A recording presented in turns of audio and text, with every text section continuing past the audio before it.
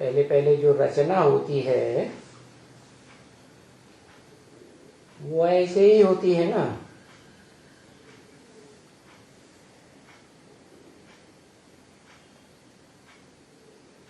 कौन सी रचना होती है पहले पहले? इस संसार में, इस सृष्टि में पहले पहले रचना कौन सी होती है?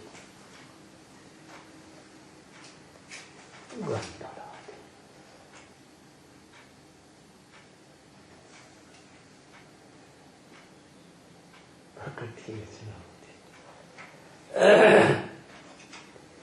मां रचना होती है। अरे शिव बाप आते हैं तो पहले पहले कौन सी रचना होती है?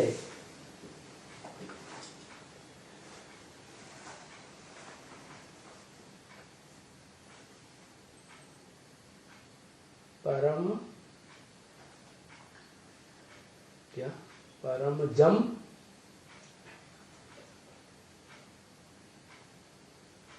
परम ब्रह्म नहीं, वो तो नाम रखते हैं। नाम तो किसी देहधारी का ही रखा जाएगा। तो देहधारी पहले हुआ कि नाम पहले हुआ है? बच्चा जन्म लेता है तो छठे दिन जब छठी होती है तो उसका नाम रखा जाता है। तो बच्चा पहले या नामदारी पहले? पहले कौन हुआ?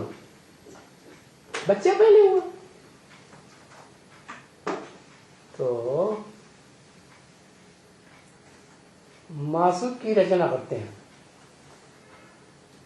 अरे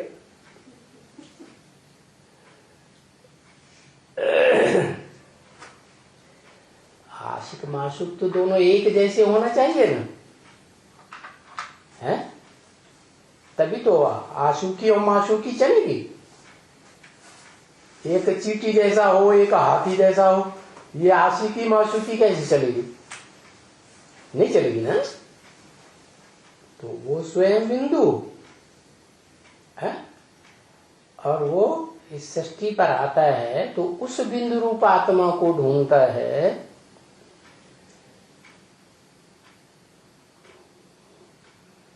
जो अंतिम जन्म में भी आत्मिक स्टेज में रहता है।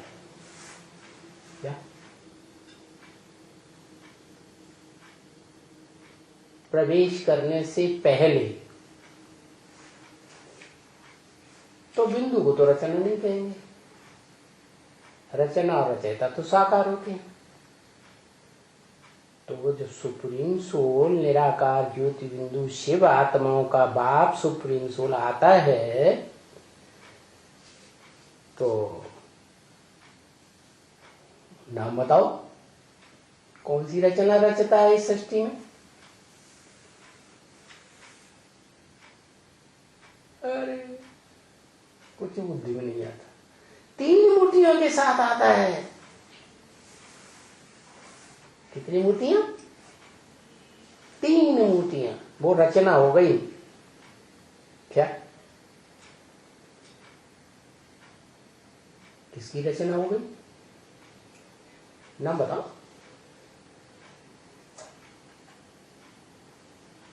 नाम बताओ। शिव की रचना हो गई। शिव साकार है कि निराकार?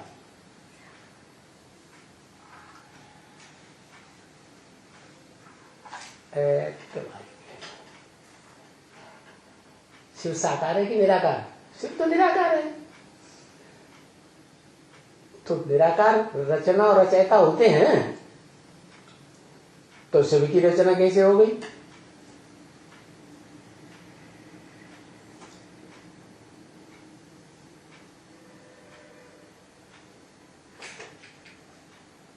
शिव बाबा माना वो निराकार साकार में प्रवेश करता है, उसी समय क्या हो जाता है? साकार बन जाता है। क्या? जिससे प्यार किया जाता है तो उसके मुआफिक बनना पड़े ना, हा? नहीं बनना पड़े। तो वो जिससे प्यार करता है आशिक बनकर सुप्रीम सोल इस सृष्टि पर कौन से देश में आता है? भारत देश में आता है। तो भारत पर आशिक हुआ। भारत देश एक जड़ जमीन का भी नाम है,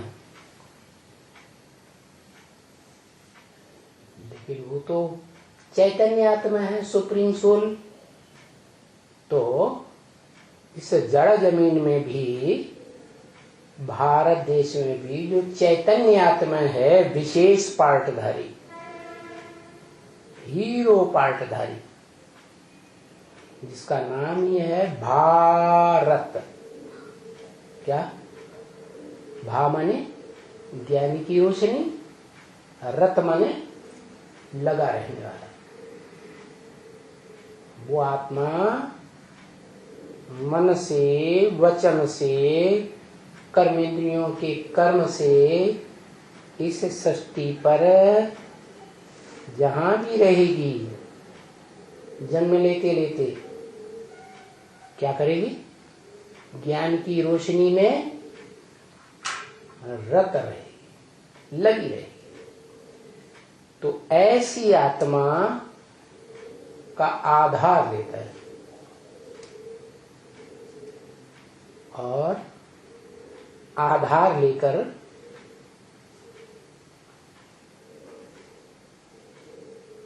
वो आत्मा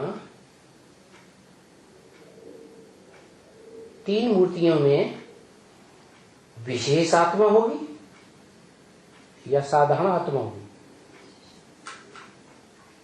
है? जरूर विशेष आत्मा होगी तीन मूर्तियों के बीच। हाँ, वो गाया जाता है, ब्रह्मा की मूर्ति, विष्णु की मूर्ति और शंकर का पार्ट बजाने वाली मूर्ति। ये तीन मूर्तिमान आत्माएं हैं सृष्टि के आदिकाल की। तो बताया कि पहले पहले रचना भी ऐसी ही होती है जैसा रचयिता होता है। तो इस सृष्टि में पहली पहली रचना त्रिमूर्ति तो है, तीन मूर्तियों के साथ आता है, लेकिन उनमें भी तो कोई प्रोमिनेंट मुख्य मूर्ति होगी ना, तभी तो कहा जाता है देव देव महादेव, ब्रह्मादेव, विष्णुदेव और फिर उनसे भी ऊंचे महादेव। तो जिस महादेव वाली आत्मा में, पार्ट बजाने वाली देव आत्मा, महान आत्मा में वो मुकर्रर रूप से प्रवेश करता है, वो महान आत्मा कैसे कही जाए कि वो पहली रचना है तीन मूर्तियों में भी? तो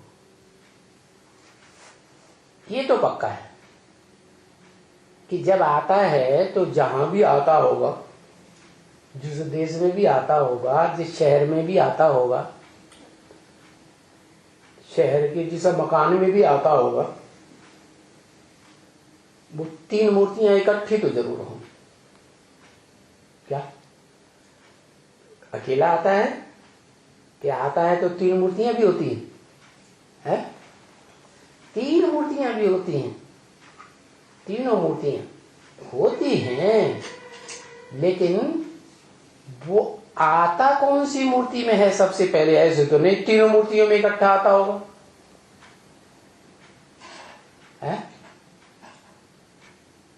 जब आता है तो अकेला नहीं होता है, तीन मूर्तियां होती हैं, लेकिन कोई तो पहली पहली प्रोमिनेंट मूर्ति होगी ना, जिसमें मुकर्रर रूप से प्रवेश करके पार्ट बजाए, हैं? तो जिसमें प्रवेश करता है वो है मनुष्य सृष्टि का बीज रूप बाप। क्या? मनुष्य सृष्टि का क्या? पहला ब्राह्मण।